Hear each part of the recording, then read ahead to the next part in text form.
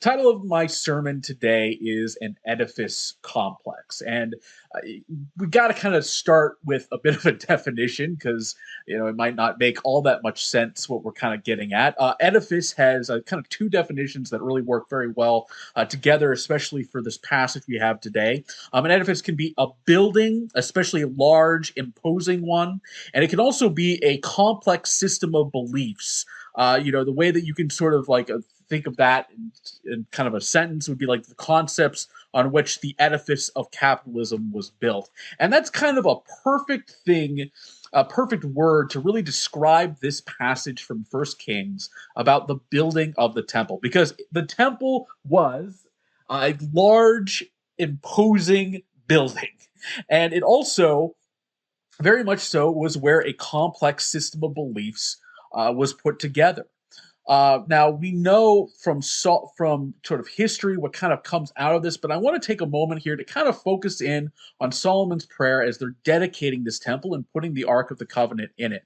Now Solomon really kind of gets to a few sort of big points here. Much of his prayer is sort of repeating, things that have or that were already beliefs within Jewish religion, beliefs and ideas. It's a lot of thanking God for fulfilling his promise, not just to David, but to the people of Israel, for bringing about a house where God could dwell. But Solomon does recognize that there's really no place on earth that God can be contained, and so he has in his prayer, just asking God that He'll always listen to the prayers of Israel as they are praying at the temple and praying to Him. That He'll kind of have His eyes on this one sort of place, even though God is everywhere, and so God cannot, be just simply contained by this building.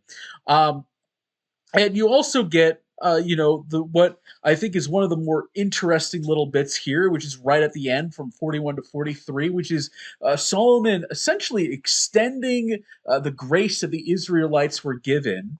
Through these covenants to foreigners, in a way, it wasn't exactly what we know of nowadays, but this sort of idea that non-Jews could come and pray at the temple, and God would listen to them, was something that was built into Jewish religion. There was this idea that the Jews were supposed to be this holy people that the rest of the nations of the world would look to and follow their example and come to God as a result of that. And so we kind of have the groundwork being set here for bringing the Gentiles into the fold, bringing the Gentiles in and connecting them in to the Jewish religion. Now, unfortunately, when we fast forward to the time of Jesus, we find that certain things in here weren't really followed. The Israelites did move away from worshiping God, and as a result, they were punished and expelled, and then came back. So you have that whole kind of failing of the kind of initial thing. We know the temple, of course, was destroyed, in that first captivity, and would be destroyed again. And by the time that Jesus really came on the scene, the temple was kind of in many ways, worshipped in a sort of way that it really shouldn't have been. And it was kind of history repeating itself in a way. Early on, before that first captivity, that sort of first falling of Jerusalem, the idea was well, God is with us because we have the temple. So of course, nothing. It doesn't really matter what we do, and it doesn't really matter how we're living. God is here and He's going to protect us. And of course, they were missing all what the prophets were saying about how you need to turn away from the way that you've been living if you want to be delivered. And the ultimate result was that Israel was expelled. And in Jesus' time, there was kind of a similar sort of idea that the Jewish religion was so superior, and that following the law at such a tight way was such a superior way to sort of live your sort of life, that the temple was kind of elevated in their culture to a level that it really didn't need to be. And we of course know that some of the behaviors around the temple were not particularly good. Jesus cleared out the money changers, for instance. There was people making money in there, and and beyond that, and I think probably the most important thing is this last part of that prayer, that prayer from Solomon, where he's asking for God to listen to the prayers of foreigners. The Jews of Jesus' time did not think that way. The Gentile was not treated with the same sort of love and embrace that really this kind of prayer seemed to be setting up. There hadn't really been that movement by the Jewish people to bring the Gentiles into their fold, and to kind of be that real example that they were supposed to be, so that they could find God. And it would actually take Jesus dying on the cross and his followers realizing that they had a ministry to the Gentiles for all of us. Who are non-Jewish, to actually be brought in and kind of grafted in to this family of God that God had created.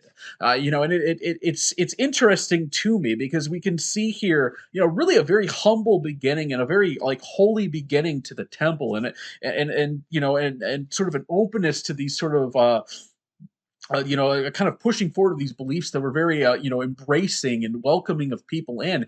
By the time Jesus has come around, really the temple has shifted entirely away from this vision. And honestly, the Jewish religion had kind of shifted away from this vision. Now, this is not to, knock on the Pharisees too much. They were, even according to Jesus, living holy lives, but were doing so at such a way that they were really driving people away from God, instead of bringing them to God as was intended. Now, what does that mean for all of us? Well, I think it's really important for us to not, elevate, our buildings, our churches, but also to elevate, our kind of our rules and the things that we believe make somebody holy, above loving people. That is at the center of our belief. That is at what the center of what Jesus asks for his followers to do, and it's something that we should be expressing first before anything else. That should be how people tell that we're a Christian, not because we have this wonderful huge church, and not because we abstain from every single right thing, and we do it, pray at all the right times and stuff like that. And that doesn't mean that those things aren't important. The holy and righteous living. I'm not trying to demean that, but it should be coming out of a true love for God and a true love for people, that we start living that way. That really is where the heart of all of that is. And so, we as believers need to have that heart of love, that willingness to reach out and bring those into contact and into relationship with God, and not be kind of excluding them through kind of our own sort of edifices that we have sort of built, because God has called us to love people and to love him, and those are the important things. The buildings are nice, but they aren't where God's spirit lies. And our structures, our ways of righteous living are important, but they are not the most important thing within our faith. So that's what I want to encourage you all.